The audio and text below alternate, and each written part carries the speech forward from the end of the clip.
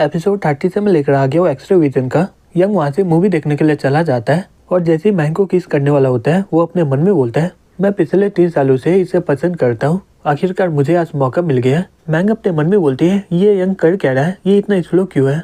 तभी वो आँख खोल के देखती है, यंग उसे देख रहा होता है। फिर वो बोलती है, यंग तुम कर क्या रहे हो, मुझे जाने दो।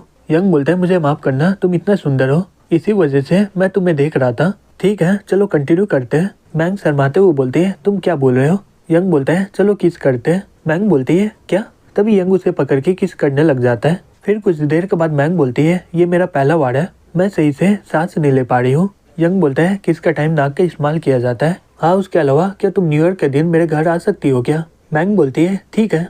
यंग बोलता है, यहीं पर इंतजार करो, मैं जल्दी आता हूँ। फिर वो अपने दोस्त के साथ वहाँ से चला जाता है। तभी जेसिका वहाँ पर आ जाती है। मैंग बोलती है, क्या हुआ जेसिका। जेसिका बोलती है, सही बोलूँ तो मुझे यहाँ पर रहना नहीं चाहिए था। मैंग बोलती है, हाँ तुम्हारा बात तो एकदम सही है, मैं पक्का बोल सकती हूँ कि तुम्हें यहाँ पर बहुत ही अजीब लग रहा होगा।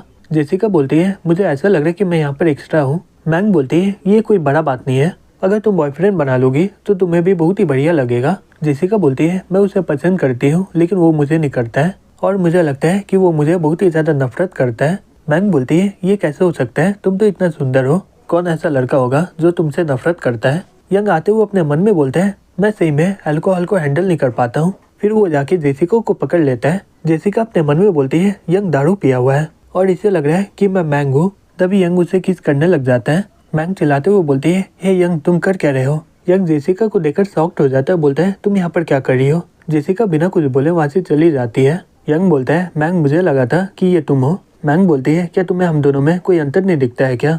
यंग बोलता है, मैं ये जानबूझ के नहीं किया हूँ। मैंग बोलती है, तुम उसे जबरदस्ती किस की हो, तुम्हें उससे पहले माफी मांगना चाहिए। यंग बोलता है, मैं उससे बाद में माफी मांग लूंगा। जेसिका बोलती है, तुम मुझे आज किस नहीं कर सकते हो, तुम अब दूसरे को किस किए हो, मुझे ये पसंद नहीं है। तभी यंग उसे इग्नोर करके किस करने लगता है। दूसरी तबली बोलती है, हे जेसिका तुम इतना स्माइल क्यों कर रही हो। जेसिका बोलती है, क्या मैं सही में स्माइल कर रही हूँ। मूवी खत्म होने के बाद मैंग जेसिका के पास जाके बोलती है, चलो हम लोग साथ में चलते हैं। जेसिका बोलती है, ठीक है। फिर वो कुछ देर के बाद बोलती है, जेसिका यंग जानबूझ के नहीं किया था। फिर वो अपने मन में बोलती है, मुझे कभी लगा नहीं था यंग की गलती के कारण मुझे किसी को मनाना होगा। जेसिका अपने मन में बोलती है, अगर मैं दिखाऊंगी कि मुझे इससे कोई भी फर्क नहीं पड़ रहा है तो मैंग मेरे पे शक करने लगेगी। फिर वो बोलती है, अब मैं क्या करूँ। मैंग बोलती है, चिंता मत करो, वो कल सुबह तुमसे माफी मांगेगा। जेसिका बोलती है, फिर रहने दो। मैंग अपने मन में बोलती है, तो ये क्या चाहती है कि यंग इसका रेस्पॉन्सिबिलिटी उठाए। फिर हमें अगले दिन दिखाया जाता है, यंग लिन का घर चला जाता है और बोलता है, हेलो आंटी, मेरी क्रिसमस आपको। लिन कहाँ पर है।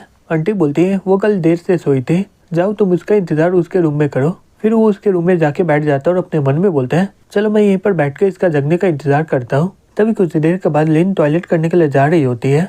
यंग अपने मन में बोलता है, मेरा एक्सरे विजन अभी एक्टिवेट नहीं है, लेकिन लिन मुझे बिना कपड़े का क्यों दिख रही है। तभी वो यंग को देख लेते हुए बोलती है, हे बाहर जाओ, तुम अभी भी यहाँ पर कर क्या रहे हो। कुछ देर के बाद लिन कपड़ा पहन के बाहर आ जाते हुए बोलती है, मैं कपड़ा पहन ली हूँ। यंग बोलता है, चलो शॉपिंग चलते हैं। लिन बोलती है, शॉपिंग, तुम्हें तो अपना गर्लफ्रेंड को लेकर जाना चाहिए ना। यंग बोलता है, तुम तो मेरी गर्लफ्रेंड ही हो ना। फिर वो लोग वहाँ से शॉपिंग करने के लिए चले जाते हैं। शॉपिंग खत्म होने के बाद लिन बोलती है, तुम्हारा शुक्रिया आज के लिए, अब मुझे घर जाना होगा, मेरा क्लास है आज। यंग बोलता है, ठीक है चलो मैं तुम्हें छोड़ देता हूँ। फिर कुछ देर के बाद हमें जाओ को दिखाया जाता है। यंग वहाँ पर आके बोलता है, हे जाओ। जाओ बोलती है, यंग तुम यहाँ पर क्या कर रहे हो, तुम्हें तो अपना गर्लफ्रेंड के साथ रहना चाहिए ना। यंग उसके पास जाके बोलता है, मैं यही चाहता हूँ, लेकिन मेरा गर्लफ्रेंड इसके लिए राजी है कि नहीं मुझे पता नहीं। जाओ बोलती है, मैं, ठीक है मैं इसके लिए राजी हूँ। यंग बोलता है, तो बताओ तुम्हें कहाँ जाना है। जाओ बोलती है, मेरा सपना था कि मैं जिससे प्यार करती हूँ उसके साथ बीच में जाओ। यंग बोलता है, क्या तुम सॉन्ग के साथ गई थी क्या। जाओ बोलती है, नहीं बिल्कुल नहीं, और उसका नाम आज मत लो। यंग बोलता है, क्या हुआ, क्या वो कुछ किया है क्या। जाओ बोलती है, अगर मैं रात को उसके घर नहीं गई तो वो हमारे स्कूल के साथ कोऑपरेट नहीं करेगा। यंग गुस्से से बोलता है, सही में उसका बहुत ही हिम्मत हो गया है। जाओ बोलती है, मैं वैसे भी जाने वाली नहीं हूँ और मैं रिजाइन भी करने वाली हूँ, मुझे पता है कि वो मेरी वजह से कोऑपरेट नहीं कर रहा है। यंग बोलता है, मैं जाके इस मामले में उससे बात करता हूँ। जाओ बोलती है, लेकिन सॉन्ग बहुत ही ज्यादा बेकार इंसान है। यंग बोलता है, चिंता मत करो मैं संभाल लूंगा। फिर हमें सॉन्ग को दिखाया जाता है, वो बोलता है, अभी तक ये आई क्यों नहीं है, अगर वो नहीं आएगी तो मैं कभी भी उसके स्कूल के साथ कोऑपरेट नहीं करने वाला हूँ। वो लड़की बोलती है, मैं तो जाओ से बहुत ही ज्यादा सुंदर हूँ, तो तुम्हें उसकी क्या जरूरत है। सॉन्ग बोलता है, तुम समझ नहीं रही हो, वो मेरा पहला प्यार था और मेरे अलावा वो किसी और की हो नहीं सकती है। तभी यंग दरवाजा तोड़ के अंदर आ जाता है। सॉन्ग बोलता है, क्या तुम पागल हो क्या, क्या तुम्हें मरना है क्या। यंग बोलता है, मैं आज तुम्हें यहाँ पर मारने आया हूँ। सॉन्ग बोलता है तुम तो वही लड़के हो ना जो जाओ का बॉयफ्रेंड बनने का नाटक कर रहा था। यंग बोलता है हाँ तुम्हें जो बोलना बोलो। तभी सॉन्ग फोन करके बोलता है जल्दी से आदमी को भेजो यहाँ पर। यंग बोलता है कोई फायदा होने वाला नहीं है, मैं उन सभी को मार के ही आया हूँ। सॉन्ग बोलता है वो ऐसा बात है, मैं पुलिस को बुलाता हूँ। जैसे वो फोन करने वाला होता है यंग चाकू से उस पर हमला कर देता है। यंग खिड़की खोल के उसे बाहर लटका देता है। सॉन्ग चिल्लाते हुए बोलता है हे ब्रदर रुक जाओ। यंग बोलता है मुझे माफ करना, मेरा हाथ बहुत ही ज्यादा दर्द हो रहा है। सॉन्ग बोलता है हे मुझे ऊपर उठा दो, मैं तुम्हारा सभी बात मानूंगा। तभी यंग उसे ऊपर उठा देता है, बोलता है मैं सुना हूँ कि तुम जाओ को अपने घर में बुला रहे हो। सॉन्ग बोलता है नहीं तुम्हें गलत फहमी हुआ है, मैं तो उसे 20% का डिस्काउंट देने वाला हूँ। यंग बोलता है तुम्हारे बात पे मुझे विश्वास नहीं है, लो ये कॉन्टेक्ट बनाओ। सॉन्ग बोलता है इतना जल्दी कॉन्टेक्ट बनाना बहुत ही मुश्किल है, तो कैसा रहेगा कि तुम कल आओ। तभी चैन चाकू निकाल लेता है और बोलता है अब बताओ। सॉन्ग बोलता है चिंता मत करो, मैं अभी कॉन्टेक्ट बना रहा हूँ। फिर वो वहाँ से जाओ के पास चला जाता है। जाओ बोलती है तुम वापस आ गए क्या, तुम उसके साथ कुछ किए हो क्या। यंग बोलता है चिंता मत करो, उसे हॉस्पिटल जाना होगा, हाँ उसके अलावा चलो चलते हैं। फिर वो लोग वहाँ से बीच में चले जाते हैं।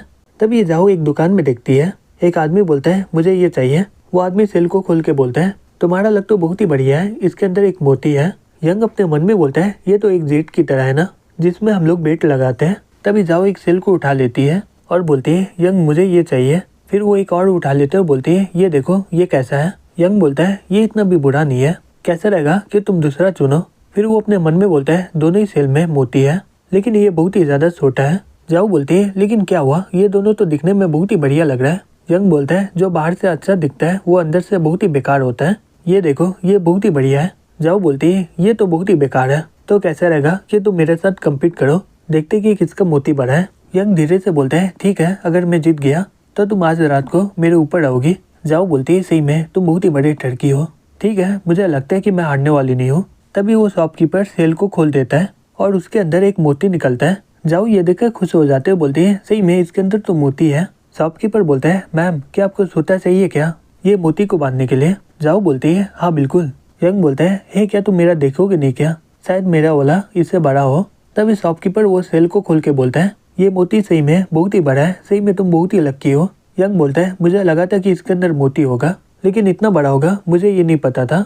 फिर वो मोती को लेकर जाओ को पहना देता है। कुछ देर के बाद जाओ बोलती है हे यंग क्या तुम्हें मोती के बारे में बहुत ही पता है क्या। यंग बोलता है तुम ये क्यों पूछ रही हो। जाओ बोलती है रहने दो अगर तुम बोलना नहीं चाहते हो तो, लेकिन तुम अपना शर्त को जीत ही लिए हो, आज रात को मुझे तुम्हारे ऊपर आना ही पड़ेगा। यंग बोलता है जाओ मुझे बहुत ही समय से तुम्हें कुछ बोलना है। जाओ उसे रोकते हुए बोलती है यंग रुक जाओ, तुम अपना सीक्रेट इतना जल्दी किसी को मत बताओ। यंग बोलता है मुझे विश्वास है तुम पर कि तुम मुझे कभी भी चोट नहीं पहुंचाओगी। जाओ बोलती है तुम्हें क्या पता कि मैं आगे चल के तुम्हें धोखा दूंगी कि नहीं। यंग बोलता है मुझे यकीन है तुम पर कि तुम मुझे कभी धोखा नहीं दोगी।